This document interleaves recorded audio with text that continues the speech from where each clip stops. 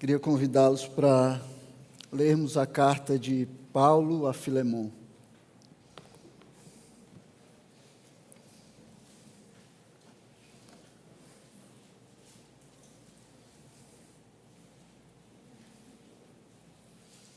Pequena carta de Filemon, fica ali depois de Tito, antes de Hebreus.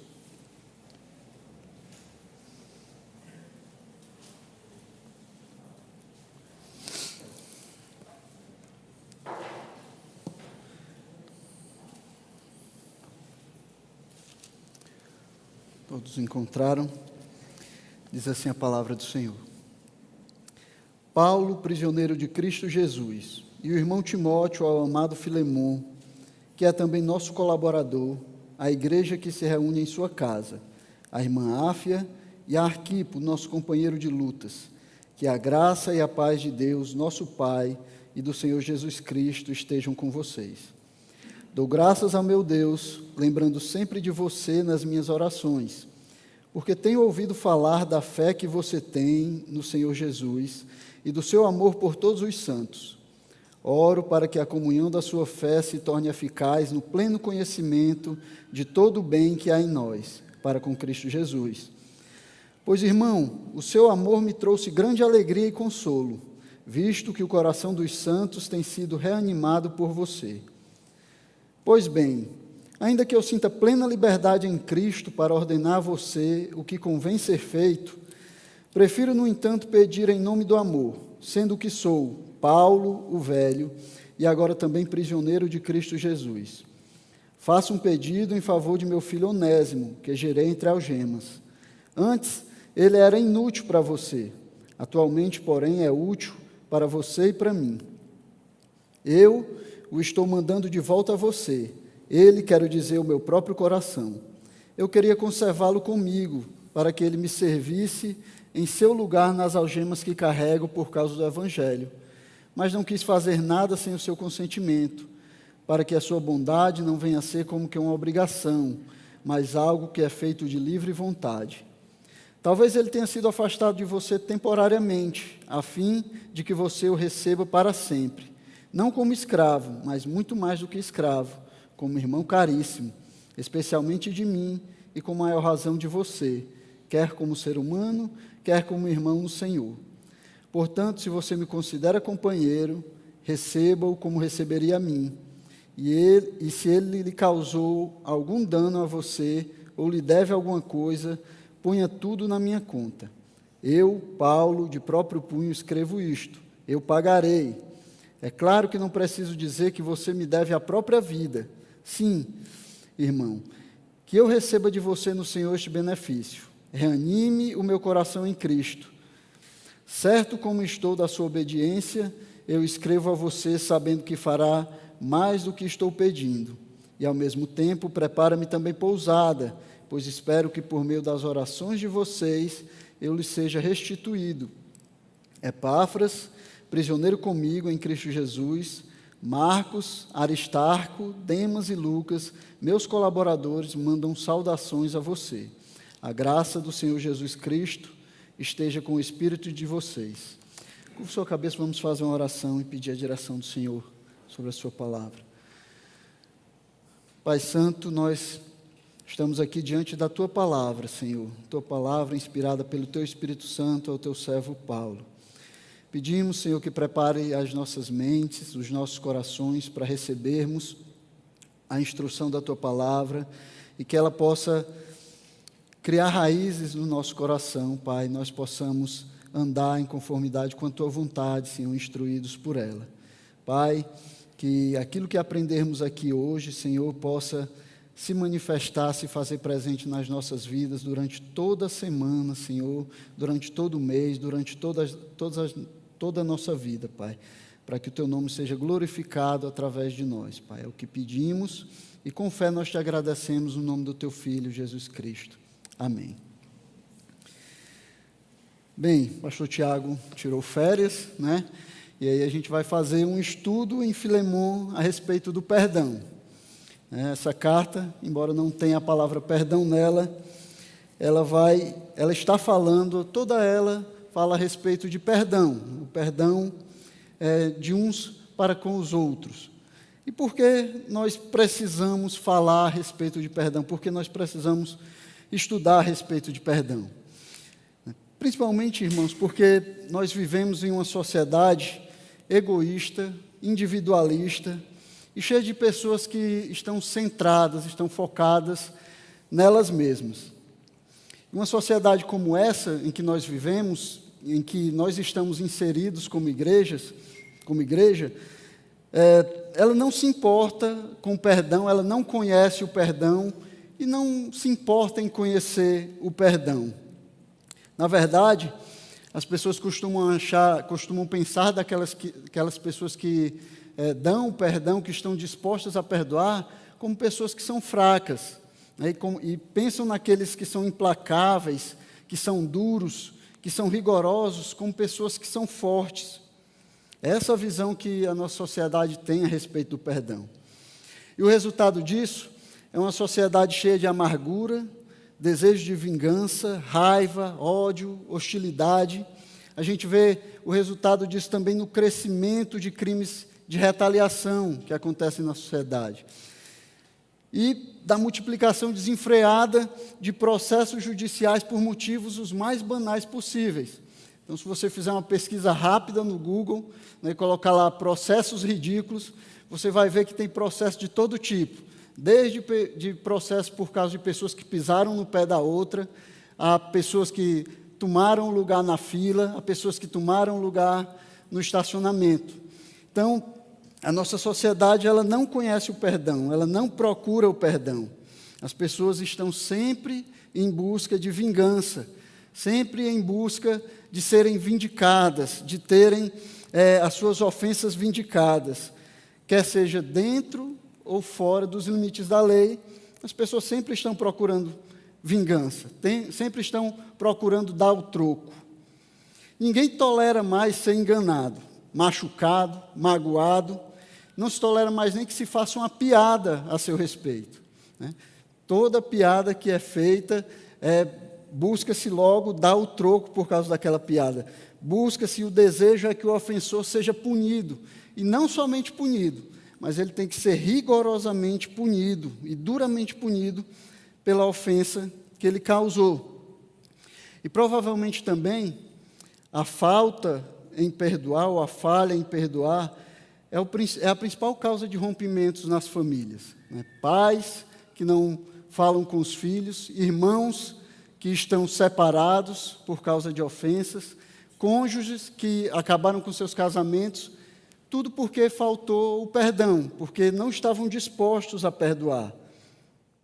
Mas, para um seguidor de Cristo, para nós que professamos seguir a Cristo, não perdoar ou não estar disposto a perdoar deveria ser algo inconcebível, algo impensável. Deveria ser algo que não está nas opções quando nós pensamos numa resolução de conflitos ou quando nós pensamos em lidar com o conflito. Em primeiro lugar, porque não perdoar, porque não estar disposto a perdoar, é um ato evidente de rebeldia contra Deus, contra o Deus que mandou que nós perdoássemos. Né? Quando Jesus falava sobre perdão, certa vez, Pedro disse assim para ele: Senhor, quantas vezes nós devemos perdoar? 7? Pedro achou que estava colocando lá em cima, né? Alguém lhe ofende, você perdoa 7 vezes, é muita coisa para perdoar. Mas Jesus elevou ainda mais esse conceito que Pedro tinha, que na verdade era raso. E aí Jesus disse, não apenas 7, Pedro, mas 70 vezes 7. Jesus estava mostrando para Pedro que o conceito que ele tinha a respeito de perdão era muito raso, era muito aquém daquilo que Deus queria falar a respeito de perdão. E a palavra de Deus fala a respeito do perdão de uns para com os outros. Em Efésios 4:32, diz assim: sejam bondosos e compassivos uns para com os outros, perdoando uns aos outros, como também Deus em Cristo perdoou você. E de forma semelhante, Paulo vai falar também em Colossenses 3:13. Suportem-se uns aos outros e perdoem-se mutuamente. Caso alguém tenha motivo de queixa contra outra pessoa, assim como o Senhor perdoou vocês, perdoem também uns aos outros. Então, o perdão é algo que deve estar inserido nos nossos relacionamentos. A possibilidade de perdão, a disposição de perdão é algo que deve permear os nossos relacionamentos. Em segundo lugar, nós, como cristãos, não devemos pensar em não perdoar, porque a falta em perdoar, a nossa falha em perdoar, ela afeta diretamente o perdão que é dispensado a nós. O perdão que é dado a nós é afetado diretamente por causa da nossa falha em perdoar os outros. E foi o próprio Jesus que disse isso. Lá em Mateus 6, os versículos 14 e 15, ele disse assim: porque se perdoarem aos outros as ofensas deles, também o Pai de vocês que está no céu perdoará vocês. Se, porém, não perdoarem aos outros as ofensas deles, também o Pai de vocês não perdoará as ofensas de vocês. Então, a maneira como nós perdoamos está diretamente ligada com a maneira como nós somos perdoados. Segundo a Escritura, quem recebeu perdão não tem o direito de reter o perdão. Você foi perdoado e você deve perdoar. Esse é o ensino bíblico. E esse é o assunto da carta de Filemão. É sobre perdão que Paulo vai tratar com Filemão aqui nessa pequena carta. Mas Paulo não vai falar aqui apenas do perdão de Deus para os pecadores. Ele não vai falar apenas de como nós recebemos o perdão de Deus, ou como nós devemos buscar o perdão de Deus. Paulo não vai falar sobre perdão de uma maneira teórica ou de uma maneira abstrata. Ele não vai conceituar perdão aqui, não vai dar uma definição do que é perdão. Mas ele vai falar de perdão, do perdão real, do perdão nos nossos relacionamentos, do perdão nos nossos relacionamentos em casa, como família, como irmãos, como marido e mulher. Vai falar do perdão nos nossos relacionamentos na igreja, o perdão que nós devemos dar continuamente uns aos outros.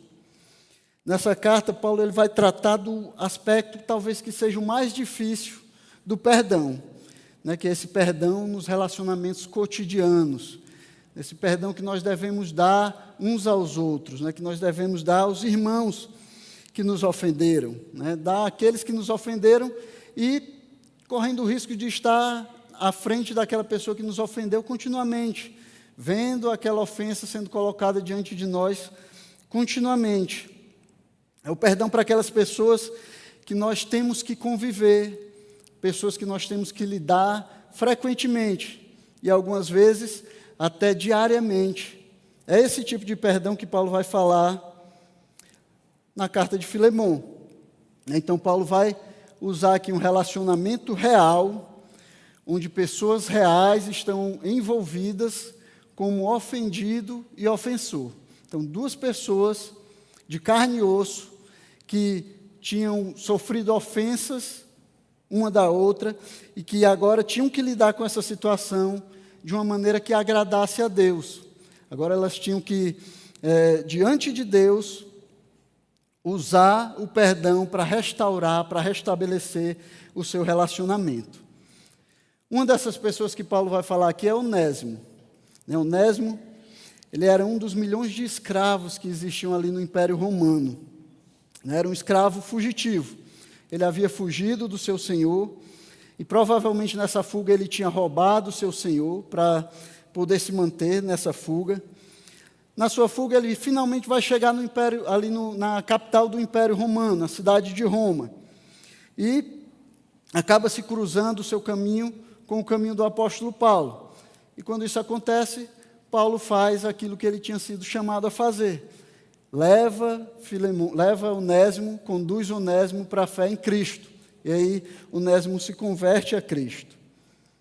E agora, convertido ao cristianismo como cristão, Onésimo tinha que enfrentar uma situação difícil.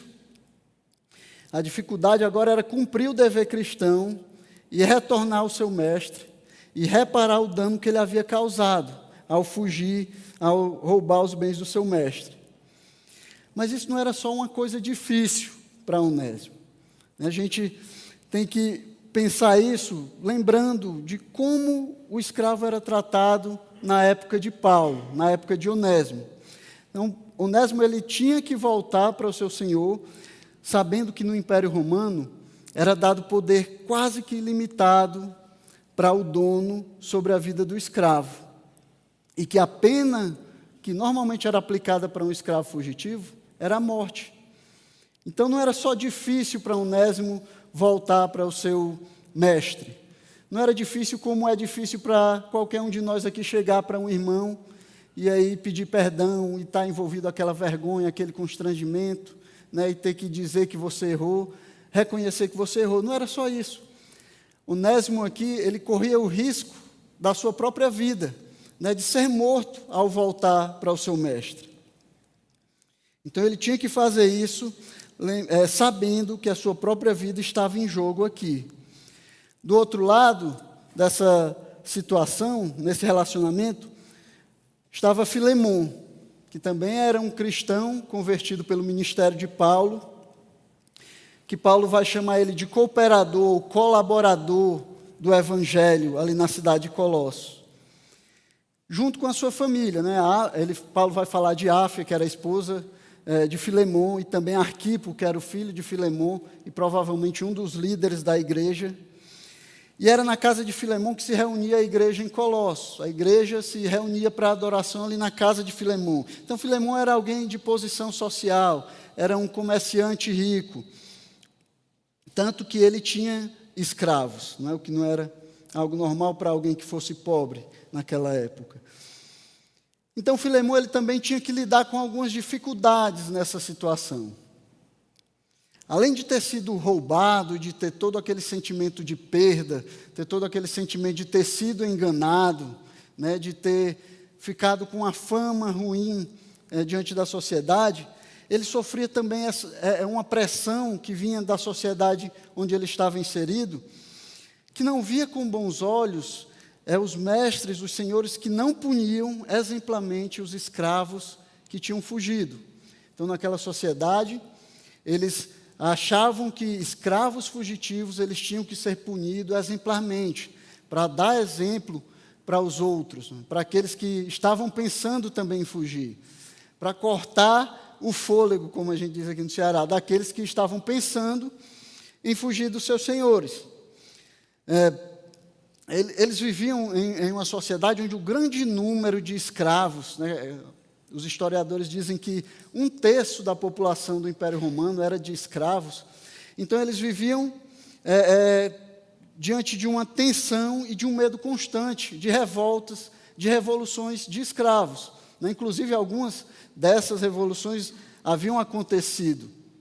E aí, a sociedade dominante, a classe dominante daquela época, ela estava frequentemente tensa com o perigo dessas revoluções, com o perigo dessas revoltas de escravos. Por isso, cada senhor de escravo ele devia cuidar e manter os seus escravos sob controle. Ele não podia deixar que os escravos tivessem esperança de fazer um levante e de serem libertos dos seus senhores. Então, Filemon ele estava também pressionado pela sociedade que rodeava ele. Né? Perdoar um escravo fugitivo era algo que não era visto com bons olhos naquela sociedade, principalmente na classe social onde Filemon estava inserido. E é nesse contexto, irmãos, nessa difícil situação, que Paulo vai escrever uma carta intercessora em favor de Onésimo, essa carta que nós acabamos de ler. E quando ele escreve essa carta, ele acaba dando a Filemon instruções a respeito do perdão, a respeito de como ele deveria lidar com aqueles que ofendem a ele. E essas instruções de Paulo, esse ensino de Paulo a respeito de perdão, eles servem de padrões para os nossos relacionamentos hoje em dia. Ainda que nós não vivamos mais em uma sociedade escravagista, graças a Deus, mas nós temos conflitos. Nós constantemente acabamos ofendendo algumas pessoas e somos ofendidos por outras. Então, os ensinos de Paulo a Filemon aqui a respeito do perdão, eles vão servir para nos dirigir quando nós precisarmos perdoar aqueles que nos ofenderam. Então, essa carta, ela vai ensinar sobre a importância do perdão nos relacionamentos. E não se enganem, irmãos, não existe relacionamento duradouro onde não existe perdão. Sem perdão é impossível nós mantermos relacionamentos, porque nós somos pecadores. Constantemente nós vamos ofender alguém, nós seremos ofendidos por alguém. E é preciso tomar o perdão como algo que vai nos ajudar a resolver esses conflitos. E essa carta também vai falar do nosso dever, o dever cristão de perdoar. Nós, como cristãos, devemos perdoar aqueles que nos ofendem. Nós temos a responsabilidade diante de Deus de estarmos dispostos a perdoar, de oferecermos perdão àqueles que chegam até nós arrependidos. Então, Paulo vai falar a respeito de perdão nessa carta. E ele vai começar de um jeito diferente a carta a Filemão. Ele diz: Paulo, prisioneiro de Cristo Jesus. Então, ele começa essa carta mostrando qual vai ser o tom da conversa que ele vai ter com Filemão. Ele não vai usar aqui a fórmula normal que ele usa para todas as cartas dele. Geralmente, Paulo ele vai começar as suas cartas dizendo: Paulo, apóstolo de Jesus Cristo. Paulo, chamado para ser apóstolo. Paulo, apóstolo de Jesus Cristo pela vontade de Deus. Se nós olharmos todas as cartas de Paulo, ele vai iniciar com essa fórmula de saudação. Ele fazia isso porque ele queria mostrar a autoridade que ele tinha quando ele vai instruir, quando ele vai ensinar a igreja. As pessoas precisavam entender que Paulo estava falando em nome de Deus, que ele tinha sido chamado para ser mensageiro de Deus, para entregar a mensagem de Deus. O que ele estava falando ali não era pela própria autoridade dele, mas a autoridade de Deus que tinha chamado ele para ser apóstolo, para ser um enviado, para ser um mensageiro de Deus. Então, se a gente olhar nas cartas de Paulo, a gente vai ver sempre ele reivindicando a autoridade que ele tinha como apóstolo de Jesus Cristo. Mesmo em cartas que são mais pessoais, né? Por exemplo, carta de Tito, as cartas a Timóteo, que são cartas que ele envia para pessoas e não para igrejas, embora essas cartas também depois seriam lidas para a igreja, mas mesmo nessas cartas, Paulo vai apelar para a sua autoridade. A carta de Tito, ele diz: Paulo, servo de Deus e apóstolo de Jesus Cristo. Em 2 Timóteo, ele vai dizer: Paulo, apóstolo de Cristo Jesus pela vontade de Deus. Em 1 Timóteo, Paulo, apóstolo de Cristo Jesus por ordem de Deus, nosso Salvador. Então, essa era uma fórmula comum que Paulo utilizava nas suas cartas, e era uma maneira que ele tinha para reivindicar a autoridade pela qual ele estava falando aquela congregação ou aquelas pessoas para quem ele enviava a carta. E não é assim que ele começa a carta de Filemão. Ele diz: Paulo, prisioneiro de Cristo Jesus. Nem mesmo nas outras cartas da prisão, que junto com Filemão são quatro cartas que Paulo escreveu enquanto ele estava preso em Roma. Além de Filemão, Efésios, Filipenses e Colossenses. Mas em nenhuma dessas outras cartas ele se apresenta como prisioneiro de Cristo. Só aqui em Filemão, Paulo ele vai falar dele mesmo como prisioneiro, e não só aqui na saudação, mas em toda a carta ele vai dizer: eu, prisioneiro de Cristo. Em algumas vezes ele vai dizer: eu que agora sou velho. Então Paulo se apresenta de uma forma humilde, sem querer reivindicar para ele a autoridade que ele sabia que tinha e que Filemão também sabia que ele tinha. O que parece é que Paulo queria que a motivação de Filemão para perdoar Onésimo fosse não tanto a obrigação de obedecer a Paulo como apóstolo, mas o amor e a liberalidade com que os irmãos devem tratar um ao outro. Então, Paulo queria que o amor fosse aquilo que motivava Filemão a perdoar Onésimo, não a autoridade de Paulo imposta a Filemão. Tanto que ao longo da carta ele vai várias vezes falar sobre isso. Ele vai falar que ele não queria mandar que Filemão perdoasse, ele não queria obrigar Filemão que perdoasse a Onésimo.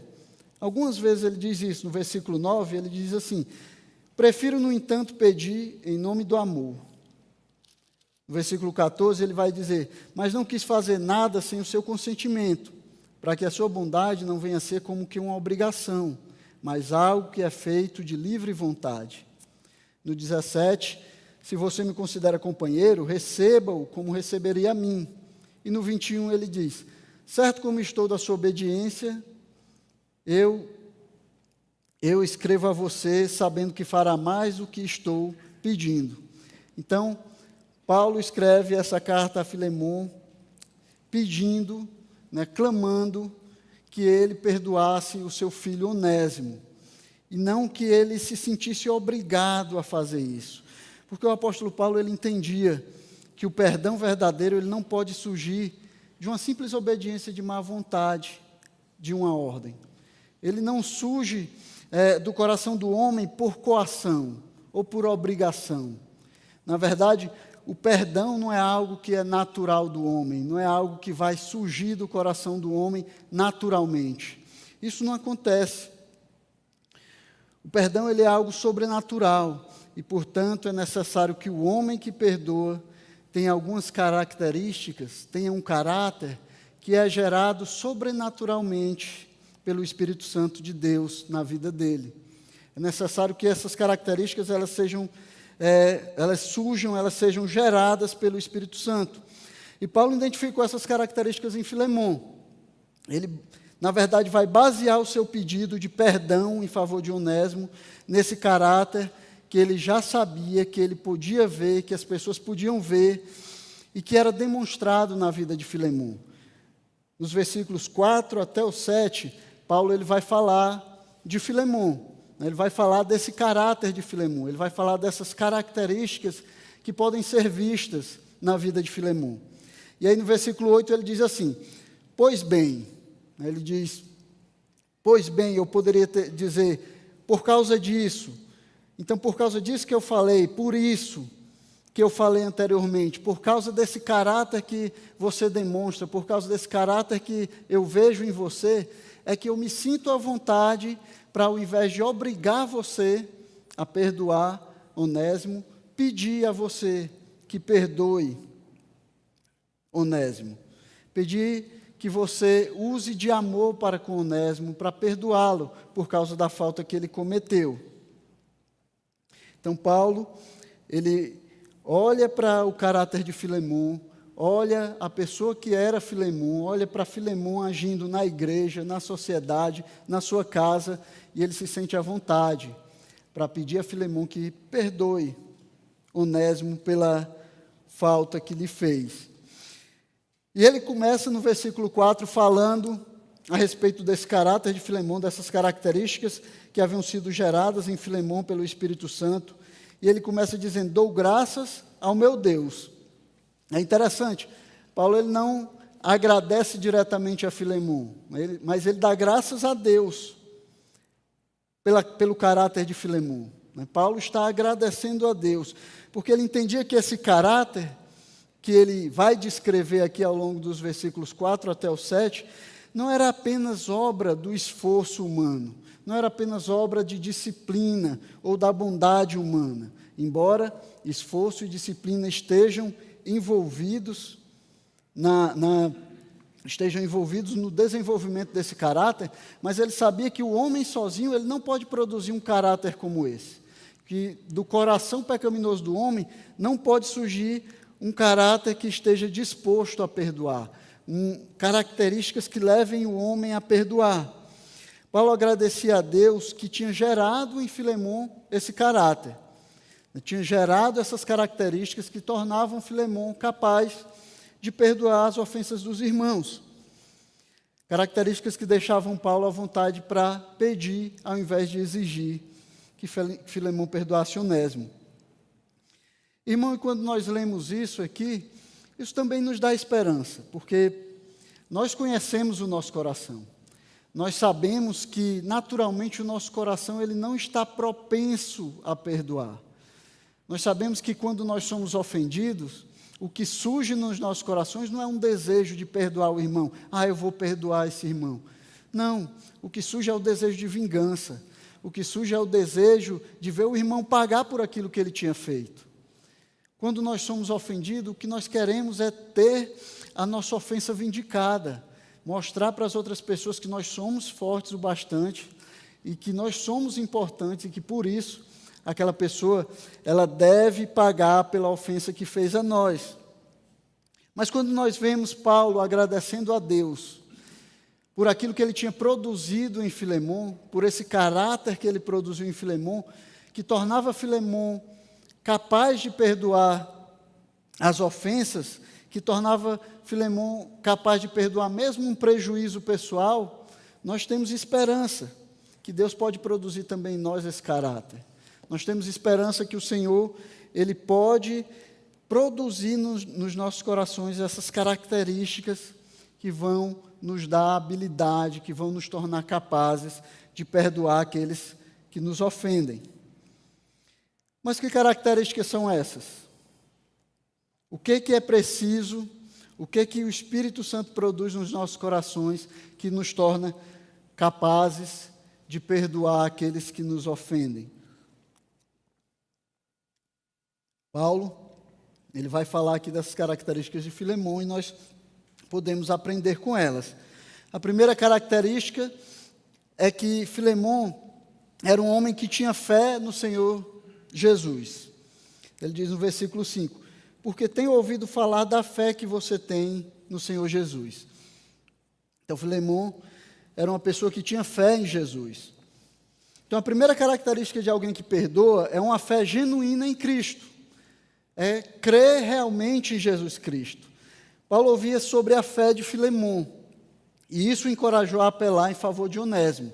Ele sabia, ouvia falar, ele conhecia a fé que Filemon tinha em Jesus Cristo. E ele ficou encorajado em pedir a Filemon que perdoasse Onésimo, porque ele sabia que, como um verdadeiro crente, Filemon ele estaria disposto a perdoar. Porque ele desejava agradar a Deus e ele desejava se identificar com Cristo, que tinha morrido em favor dele quando ele ainda era pecador. Então, Filemon conhecia o perdão que ele tinha recebido do seu Senhor e por isso ele também iria perdoar aqueles que o ofenderam. E a maneira como Paulo vai escrever aqui a respeito da fé que Filemon tinha, nos traz uma imagem de uma fé que era constante, que era contínua na vida de Filemon. Então, quando as pessoas olhavam para Filemon, eles conseguiam enxergar essa fé de Filemon em ação. Eles conseguiam ver a fé de Filemon sendo exercitada. As pessoas olhavam e podiam dizer, esse é um homem de fé, esse é um homem que tem fé em Jesus Cristo. As pessoas podiam ver a fé de Filemon em exercício, na igreja, na sociedade, nos seus negócios, em toda a vida de Filemon. Ele tinha uma fé constante, uma fé contínua em Jesus, e essa fé era facilmente vista por aqueles que olhavam para a vida de Filemon. Filemon era um homem que genuinamente cria em Jesus como seu Senhor e Salvador. E era isso que capacitava Filemon a perdoar. Era essa fé que ele tinha em Cristo, era viver de acordo com essa fé que capacitava Filemon a perdoar aqueles que haviam lhe ofendido. Então, é ter essa fé genuína em Cristo que também vai nos capacitar. É viver de acordo com essa fé que nos capacita a perdoar aqueles que nos ofendem. Nós não podemos perdoar se nós não cremos em Jesus Cristo. Os incrédulos, eles não têm essa capacidade de perdoar. Só aqueles que foram reconciliados com Deus, que provaram o perdão, podem perdoar assim como o Senhor perdoou. Podem perdoar sem esperar algo em troca, sem lançar em rosto as ofensas, sem colocar obstáculos para restaurar os relacionamentos, sem usar justificativas para não oferecer perdão, para não se dispor a perdoar. Aquele que não tem fé em Jesus, aquele que é controlado pela amargura, pelo desejo de vencer o outro, pelo desejo de prevalecer sobre o outro, não vai conseguir perdoar. Pessoas assim, elas geralmente tendem a ser consumidas pelo desejo de vingança, pelo desejo de serem vindicados, Pessoas assim não conseguem demonstrar amor, não conseguem demonstrar fé para perdoar aqueles que ofendem, que os ofendem. Mas uma das marcas daqueles que têm fé em Cristo é a capacidade e a disposição de perdoar aqueles que nos ofenderam. Então, se nós temos fé em Cristo, se a nossa fé em Cristo é genuína, se nós andamos da forma como a nossa fé indica, nós devemos estar dispostos a perdoar aqueles que nos ofenderam, dispostos a perdoar aqueles que, por algum motivo, nos magoaram, nos machucaram, fizeram algo contra nós. A fé que nós temos deve nos impulsionar a perdoar os que nos ofendem. A segunda característica de Filemão, que Paulo identifica em Filemão, é o amor dele pelos santos. Ele vai dizer ainda no versículo 5: porque tenho ouvido falar do seu amor por todos os santos. Então, Filemão era alguém que amava os santos. Porque Filemão tinha uma fé genuína, ele era capaz de demonstrar essa fé, era capaz de demonstrar preocupação, era capaz de demonstrar amor pelos irmãos. E esse amor dava a ele capacidade de perdoar aqueles que o ofenderam. E frequentemente, meus irmãos, a nossa falha, o nosso problema com o perdão é um problema de amor. Ou, para ser mais específico, é um problema de falta de amor. Nós não perdoamos como nós deveríamos perdoar, porque nós não amamos como nós deveríamos amar. Estarmos dispostos a perdoar quem nos ofende está intimamente ligado ao amor que nós estamos dispostos a dar por aqueles que estão ao nosso redor, por aquele que é o nosso próximo, por aqueles com quem nós convivemos e nos relacionamos. Mas o ensino bíblico é que aquele que realmente crê em Deus e diz que ama a Deus, também deve amar os seus irmãos. E o amor que Deus espera que nós direcionamos a eles, como seguidores dele, não é diferente do amor que ele espera que nós dispensemos nos nossos outros relacionamentos. Não é um amor, não existe amores diferentes. Não existe amor que nós dispensamos a Deus e amor que nós dispensamos ao próximo. Pode até existir uma diferença de intensidade ou de prioridade, mas é o mesmo amor. É assim que a Bíblia nos ensina. Mas pense nisso, geralmente a gente tem essa tendência de compartimentalizar a nossa vida, de compartimentalizar os nossos sentimentos, compartimentalizar o amor que nós deveríamos dar aos outros. Então a gente cria caixas na nossa vida, e aí nessa caixa aqui tem Deus, nessa caixa aqui eu também coloco amor. Tem Deus, tem amor. Nessa aqui tem a minha família, nessa aqui também dá para colocar amor. Mas nessa outra caixa aqui, tem aquele irmão que ele não é tão amável assim, não é tão fácil amar aquele irmão. E aí, não, nessa aqui eu não vou colocar amor, não, nessa aqui eu vou colocar justiça. Só justiça aqui para esse irmão, que ele não é tão amável assim. E aí a gente compartimentaliza, a gente cria amores diferentes, amor que a gente dá a um não é o mesmo amor que a gente dá a outro, o amor que a gente tem por Deus não é o amor que a gente tem pelos irmãos. Mas não é assim que a Bíblia nos ensina. Será que nós podemos dizer, biblicamente, através da Bíblia, que existe um amor que é religioso e um amor que não é religioso? Ou um amor que é espiritual e um amor que é secular? Um amor que nós devemos dar a Deus e um amor que nós devemos dar ao próximo? Um amor que é dispensado a Deus e um amor que nós devemos dispensar àqueles que estão ao nosso redor, que são os nossos semelhantes? Quando nós lemos a Bíblia, nós não encontramos esse tipo de separação para o amor. Pelo contrário, segundo a Bíblia, amor é amor. E pronto. Amor é amor. É isso que o apóstolo João vai ensinar na sua primeira carta. Capítulo 4, versículo 20. Tem um texto que João vai ensinar a respeito do amor e a respeito de como nós devemos amar uns aos outros e de como nós devemos amar a Deus. E é um texto que nós devemos ver com bastante cuidado e com bastante temor, porque vai falar muito a respeito de quem nós somos e de quem nós realmente servimos. Diz assim 1 João capítulo 4, versículo 20. Se alguém disser, amo a Deus, mas odiar o seu irmão, esse é mentiroso. Pois quem não ama o seu irmão, a quem vê, não pode amar a Deus, a quem não vê. Então, João aqui vai pegar o amor, e ele vai dizer que o amor que nós dispensamos a Deus não é diferente daquele amor que nós devemos dispensar aos irmãos. Que se nós amamos a Deus, nós também devemos amar os irmãos. E do contrário, se nós não amamos aos irmãos, não demonstramos amor aos irmãos, provavelmente é porque nós também não amamos a Deus. E aquele amor que nós professamos ter por Deus, talvez não seja verdadeiro, se nós não amamos os irmãos. O apóstolo João, ele pega aqui o mandamento de Moisés, amar a Deus sobre todas as coisas, e vai colocar sobre uma nova ótica, que na verdade é uma velha ótica, mas que, ao que parece, os cristãos ali do primeiro século, eles não tinham entendido muito bem, e às vezes parece que nós também não entendemos muito bem ainda o que significa amar a Deus sobre todas as coisas e amar ao próximo como a nós mesmos.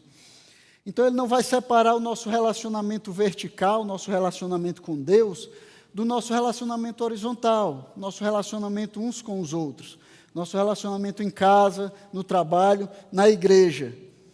Não há diferença entre o amor que nós prestamos a Deus, que nós dizemos que temos por Deus, não deve haver diferença do amor que nós dizemos que sentimos pelos irmãos, que temos pelos irmãos.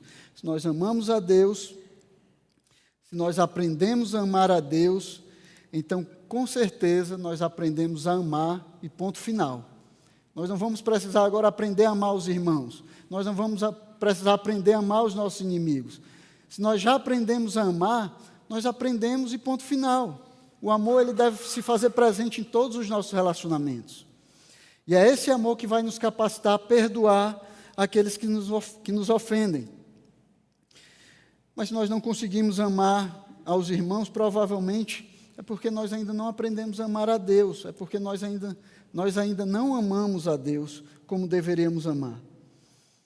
E se amamos a Deus, esse amor, ele vai nos capacitar, ele vai nos fortalecer e nós vamos poder perdoar uns aos outros. Nós vamos desejar dar perdão uns aos outros.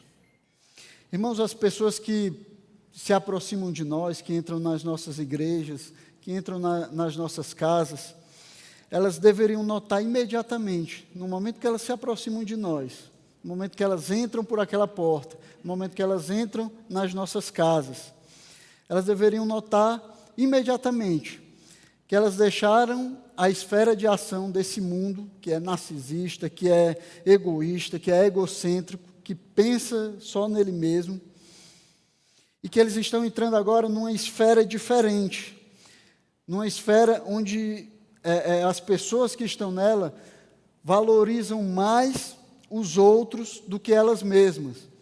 Que essas pessoas que estão agora nessa esfera de amor, elas são capazes de perdoar uns aos outros. Mesmo que sejam ofensas graves, mesmo que seja algo difícil de perdoar. As pessoas no mundo, as pessoas aí fora deviam notar que quando elas estão perto de nós, quando elas estão próximos a nós, elas estão em um ambiente diferente de pessoas que amam os outros como amam a si mesmos. E que, portanto, o perdão não é custoso. O perdão não é tão difícil assim. Na verdade, vai ser um prazer oferecer perdão.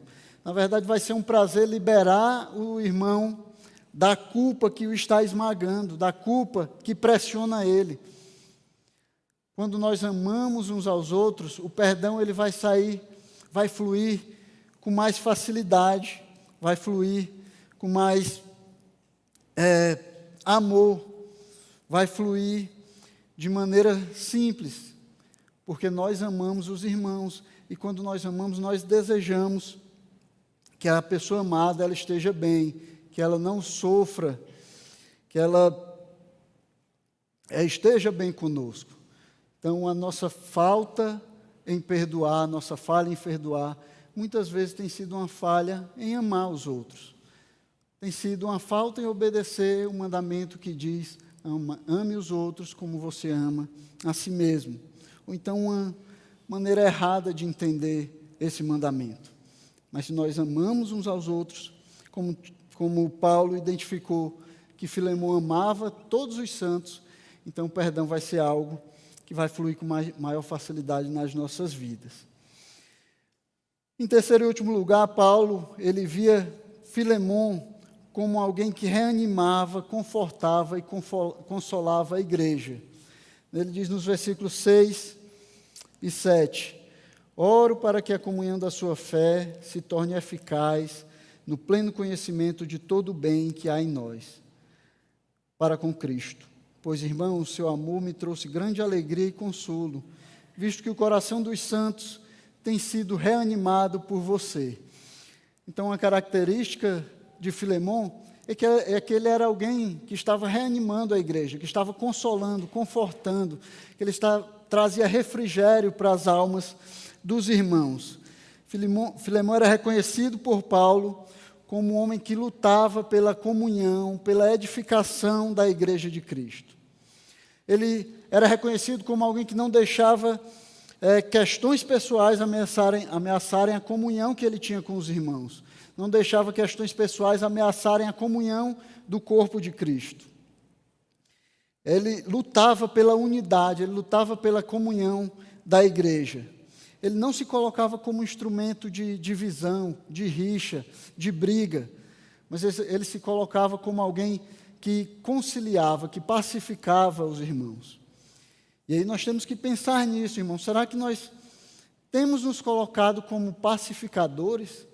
Ou será que o que nós estamos fomentando na igreja, entre os irmãos, são brigas, são rixas, são fofocas? Será que nós estamos levando e trazendo conversas que acabam causando divisões entre os irmãos, que acabam trazendo rixas entre os irmãos? Nós temos que agir como pacificadores. Nós temos que buscar e lutar pela unidade do corpo de Cristo, pela comunhão da igreja de Cristo. Filemão era alguém assim, ele não deixava que questões pessoais, que o prejuízo pessoal dele causasse divisão ou ameaçasse a unidade da igreja. Pelo contrário, ele era aquele que confortava e alegrava o coração dos irmãos. Ele era aquele que se colocava na brecha, que no meio da dificuldade, das aflições, dos conflitos, ele entrava no meio e pacificava, levava os irmãos à comunhão, e não aquele que trazia discórdia. E Paulo sabia que o amor, a fé de Filemão e o seu caráter de encorajar os irmãos, de consolar os irmãos, de dar refrigério às almas dos irmãos, ia prevalecer, mesmo diante de um prejuízo pessoal, mesmo diante de uma ofensa pessoal. Paulo estava tranquilo aqui, ao pedir a Filemão que perdoasse Onésimo, porque ele sabia que ele não ia colocar o seu prejuízo pessoal, ou a sua aflição pessoal, a sua perda pessoal, na frente da busca da unidade da igreja e da comunhão da igreja. Não era esse o caráter de Filemão. Não eram essas as características que o Espírito Santo tinha feito brotar, tinha feito surgir no coração de Filemão. Filemão, ele iria reanimar o povo de Deus, iria instruir a igreja com seu exemplo de perdão. Paulo estava tranquilo quanto a isso. E esse é o dever de cada cristão. É para isso que cada um de nós aqui fomos chamados, para reanimar os irmãos, para animar os irmãos. Foi por isso que Cristo criou a igreja. Ele juntou esse número de pecadores aqui no mesmo lugar, para que nós possamos reanimar uns aos outros, para que nós não deixemos que ninguém tenha o seu coração endurecido pela incredulidade.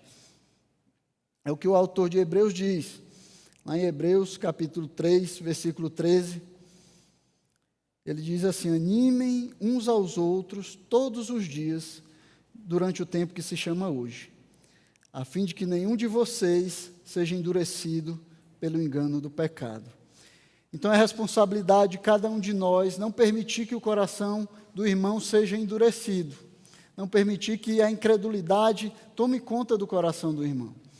Foi para isso que Deus nos juntou aqui, foi para isso que Cristo criou a igreja, para que nós possamos exortar uns aos outros, corrigir uns aos outros, animar uns aos outros a fazer a vontade de Deus. E esses relacionamentos, aquilo que a igreja precisa ser, só vai funcionar se existir perdão entre nós, se nós conseguirmos perdoar uns aos outros, se o perdão existir em cada relacionamento aqui, de uns para com os outros, nas nossas casas, onde nós estivermos, o perdão deve ser algo que está sempre disponível. É sobre isso que Paulo vai falar na carta a Filemon, a importância do perdão nos nossos relacionamentos e o nosso dever como cristãos de perdoar todo aquele que chega até nós arrependido, pedindo por perdão. Amém, meus irmãos? Baixe com sua cabeça, nós vamos fazer uma oração agradecendo ao Senhor. Senhor Deus, Pai Santo e Justo, nós queremos louvar e engrandecer o Teu nome, Senhor. Queremos Te dar graças pela Tua palavra que nos instrui, que nos corrige, que nos anima, Senhor, a fazermos a Tua vontade. Produz em nós, Senhor, corações dispostos a fazer a Tua vontade, corações que estejam dispostos a perdoar, Pai, que nós possamos aprender com o exemplo de Filemon, com o exemplo de Paulo instruindo a Filemon, Senhor, a respeito do perdão, e que o perdão seja uma realidade em cada relacionamento nosso, Senhor, na igreja, nas nossas casas, onde quer que nós estejamos. Que o Teu nome possa ser glorificado através das nossas vidas, que o Senhor possa ser bendito, louvado e glorificado, é o que nós Te pedimos, no nome santo e poderoso do Teu Filho, Jesus Cristo. Amém.